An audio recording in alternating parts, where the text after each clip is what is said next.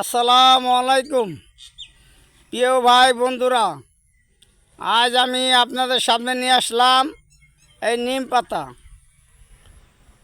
আমি আর একটা ভিডিও বানাইছিলাম এই নিম পাতা দিয়ে, বলছিলাম যে দাঁতের মেসওয়াকের কথা, দাঁত শক্ত থাকবো।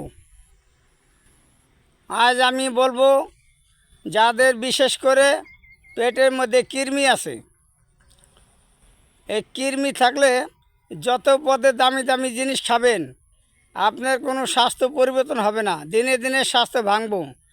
তার কারণ এই কৃমির খাদ্য হচ্ছে মানুষের রক্ত। এই রক্ত খায়া কৃমি বাঁচে এবং পেটের মধ্যে হজম ভালো হতে দেয় না। তাই কখনো ডায়রিয়া হয়, কখনো পাতলা পায়খানা হয়, কখনো শক্ত পায়খানা হয়, এক একদিন এক এক রকম। তাই যাদের পেটের মধ্যে কৃমি আছে এই নিম পাতা খাবেন। কিভাবে খাবেন লক্ষ্য করে শুনেন। কতগুলা নিম পাতা নেবেন, ছিঁড়া ছিঁড়া ভালো করে ধুয়ে রোদ্রের মধ্যে শুকাবেন, তারপরে পাউডার করবেন। ওই পাউডার ছোট ছোট করে কয়েকটা বড়ি বানাবেন। প্রতিদিন খাওয়ার পরে সকালে একটা, রাত্রে একটা খাবেন।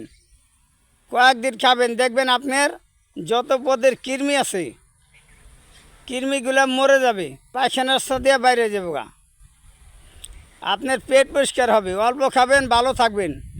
মনে রাখবেন সকল মানুষের মেন হচ্ছে পেট। এই পেটের মধ্যে যদি কোনো গ্যাঞ্জাম থাকে, দামি দামি খাওয়ান খালে আপনার কাজে লাগবে না। যে জায়গায় 16 আনি ওর কথা হয়ে যাবে 4 আনি, আর 12 আনি ওই যে ময়লা আবর্জনা খেয়ে নেব, ওই কৃমিতে খেয়ে ফেলায়।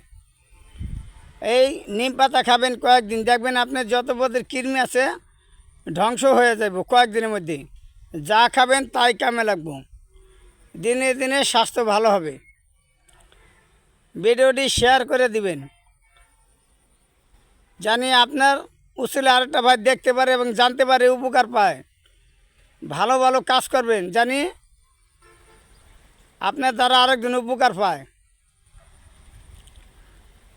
এই বলে শেষ করছি। আসসালামু আলাইকুম।